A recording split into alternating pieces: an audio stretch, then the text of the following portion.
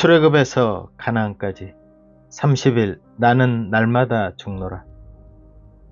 요셉이 110세에 죽었듯이 여호수아 역시 110세에 죽었습니다. 그리고 이스라엘 자손이 애굽에서 이끌어낸 요셉의 뼈를 세겜에 장사했습니다.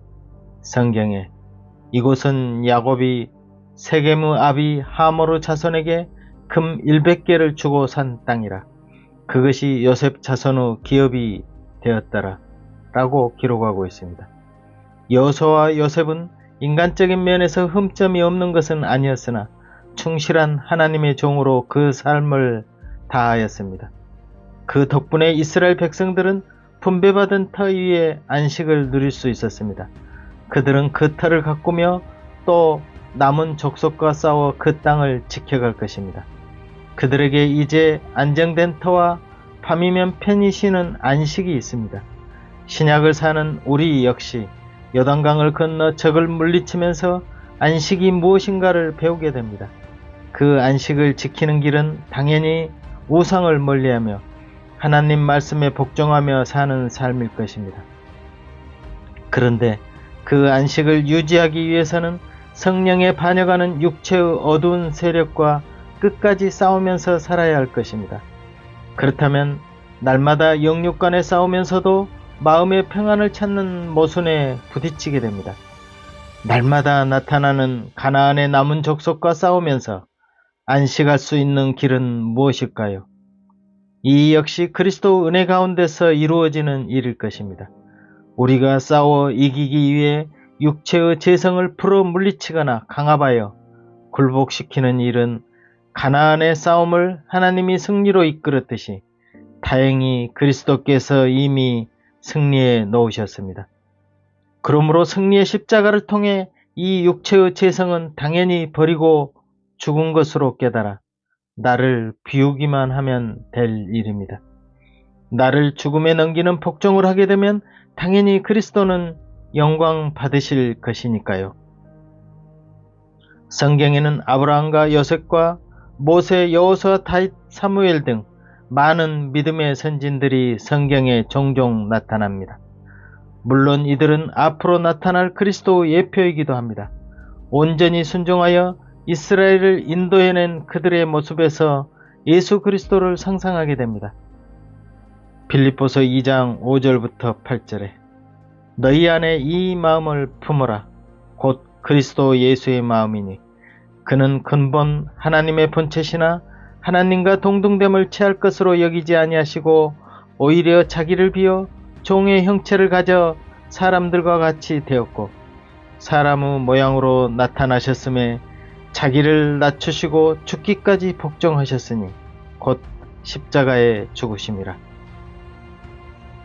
하나님의 자리를 비워 죽기까지 복종하신 예수 그리스도는 구약의 선진들과 현재 우리 그리스도인의 표상입니다.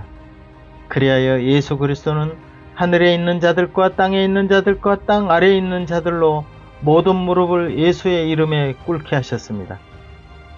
이를 본받아 우리는 이미 죽기까지 복종하신 그 영적 죽음을 나의 것으로 받아들여 나를 내려놓는 삶을 살아야 할 것입니다.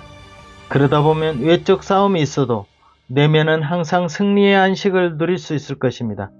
우리는 그리스도와 연합하여 함께 죽고 함께 부활하였으므로 부활 승리의 몫을 자연스럽게 차지하여 안식할 수 있게 되었습니다. 그러하기에 사도 바울 역시 성경을 통해 신앙의 핵심을 당연히 제시하고 있습니다.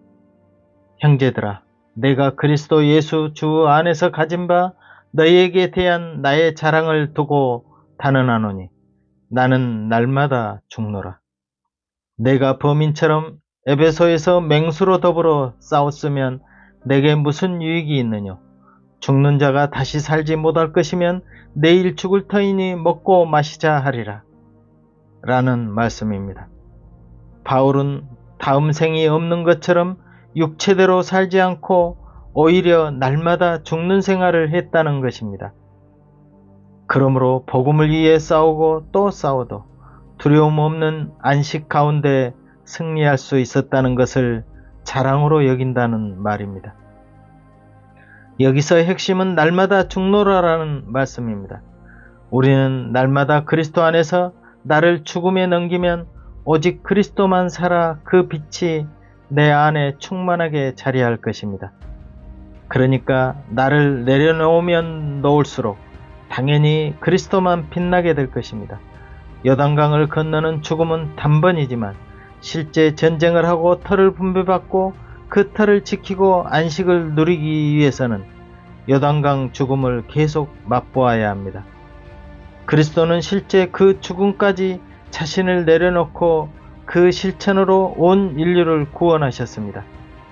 히브리서 2장 9절에 죽음의 고난 받으심을 인하여 영광과 존귀로 관 쓰신 예수를 보니 이를 행하심은 하나님의 은혜로 말미암아 모든 사람을 위하여 죽음을 맛보려 하심이라. 이 얼마나 확실한 주님의 순종이십니까? 우리는 그리스도 마음과 실제를 본받아야 합니다. 그러므로 우리는 사는 연습보다 죽는 연습을 많이 하여 죽는 일이랑 그냥 잠자는 일처럼 쉽게 건너뛰어야 합니다. 사자 맹수 앞에서 죽었던 성도들처럼 죽음을 쉽게 내어줄 수도 있어야 합니다. 그런 참다운 삶을 살기 위해서는 날마다 죽는 생활이 평소에 훈련되어야 합니다. 그렇다면 내가 죽고 생활 속에서 차츰 그리스도화 되어가는 삶이란 어떤 것일까요? 다시 강조하지만 내가 그리스도와 함께 십자가에 못 박힌 것은 단번이지만 실제 생활에서 죽는 것은 날마다입니다. 그 죽음은 어렵고 힘든 것이 아니라 나라는 짐을 죽음에 넘기는 쉽고도 가벼운 것입니다. 그러니까 죽음이란 칼에 맞아 끔찍하게 죽거나 공포스럽게 죽거나 나이 들어 죽는 육체적 죽음을 말하는 게 아닙니다. 성경에서 말하는 죽음은 거짓된 내가 죽는 즉 나의 것을 십자가 죽음에 넘기는 것을 말합니다. 더 구체적으로 말하자면 나의 육체와 함께 내 생각과 감정과 의지를 포함합니다. 십자가를 통해 거짓된 나를 죽었다고 인정하는 것입니다. 이는 곧 옛사람의 나를 버리는 것이며 나를 없다고 간주하는 것이며 나를 비우는 것이며 나를 해체하는 것으로도 쉽게 풀어줄 수 있습니다. 그런데 내가 없다면 어떻게 살 수 있을까요? 날마다 느끼며 생각하고 고민하고 또 계획하고 실천하는 그런 내가 죽었다는 것은 상상할 수 없을 것입니다. 이는 생활 자체를 버리고 아무 일도 해서는 안 된다는 것이 아니라 그 삶 속에서 나를 주장하지 않는다는 뜻입니다. 우리는 날마다 어떤 일을 하면서도 나를 앞세우며 살기 쉽습니다. 그러나 오직 그리스도를 섬기며 살아야 한다는 것입니다. 그러기 위해서는 나를 내세우지 않는 죽음을 항상 염두에 두고 살아야 합니다. 내가 나오려고 할 때마다 내 생각과 감정과 의지는 죽은 것이지 라고 십자가에 나를 내던져야 합니다. 오늘 해야 할 일은 확실히 하되 나란 우상을 내버리고 죽는 것입니다. 우리는 나를 십자가에서 내려놓는 일을 날마다 지속해야 합니다. 우리가 그리스도 피로 단번에 정결케 되었지만 날마다 그리스도 보혈이 필요하듯이 우리가 그리스도 안에서 단번에 죽었지만 실제 삶에서는 날마다 죽는 것입니다. 왜냐하면 죽는 것은 곧 사는 일이기 때문입니다. 사망을 거쳐 생명에 이르듯이 한 알의 밀알이 땅에 떨어져 죽어야만 많은 열매를 맺을 수 있습니다. 우리는 나를 내어놓는 죽음을 통해 새로운 생명이 나타남을 날마다 체험하게 됩니다. 또한 죽음을 통해 생활 속에서 평안과 안정을 찾습니다. 우리는 이런 죽음을 통해 악령과 싸우면서도 쉬는 진정한 천국을 맛볼 수 있을 것입니다. 그리하여 설사 환난과 핍박 속에서 자신의 목숨을 초계처럼 버릴 수 있는 용기도 준비될 것입니다. 죽음은 나를 내려놓는 일입니다. 그리하여 내가 죽음으로 내가 가진 것마저도 내 것이 아니라고 버릴 수 있는 그런 힘을 자연스럽게 비축하는 일입니다. 가끔 해가 뉘엿이 지면서 붉게 타오르는 하늘을 보면 서글픈 듯 너무 아름답습니다. 해가 사라지는 것은 어떤 것에 끝난 같은 아쉬움을 줍니다. 마치 사랑하는 사람과 헤어지는 피 같은 아픔을 보는 듯도 합니다. 또 생을 다하여 마지막 뜨겁게 타오르다 꺼지는 붉은 열정을 보는 것 같습니다. 죽는다는 것은 나의 모든 것이 붉은 노을처럼 사라질 것이라는 허물을 보는 것 같습니다.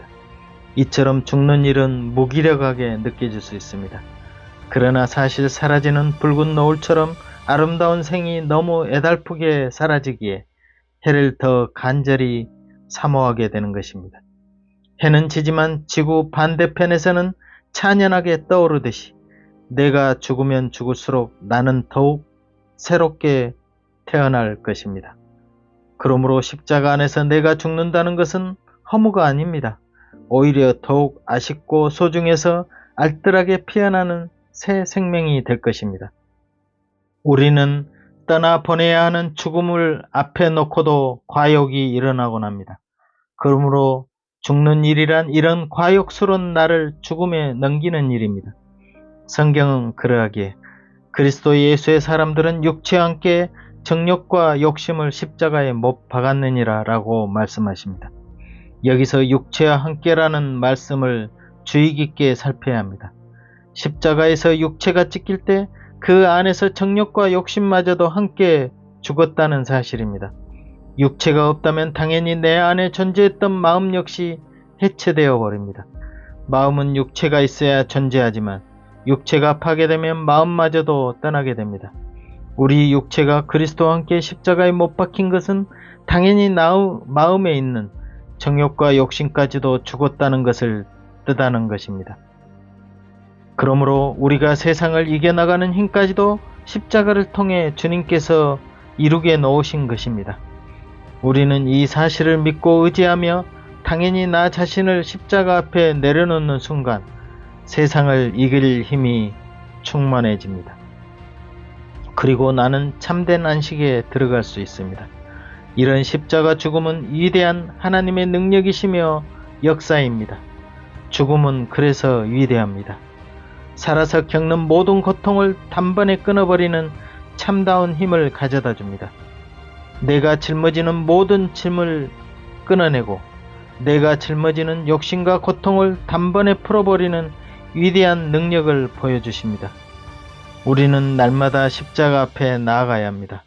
그 죽음은 어렵고 힘든 것이 아니라 나를 벗어버리는 쉽고 가벼운 짐입니다. 나를 죽음에 넘기다 보면 공기처럼 몸은 가벼워지고 마음은 자유로워집니다. 내가 죽어 해체되는 것은 허무가 아닙니다. 그 안을 그리스도 빛으로 가득 채우는 일입니다. 빛의 그리스도 세계에서 어둠을 쫓아버리고 참된 나를 얻는 길입니다. 그러므로 우리는 날마다 죽어야 합니다. 그래서 시시때때로 죽음을 묵상하여야 합니다.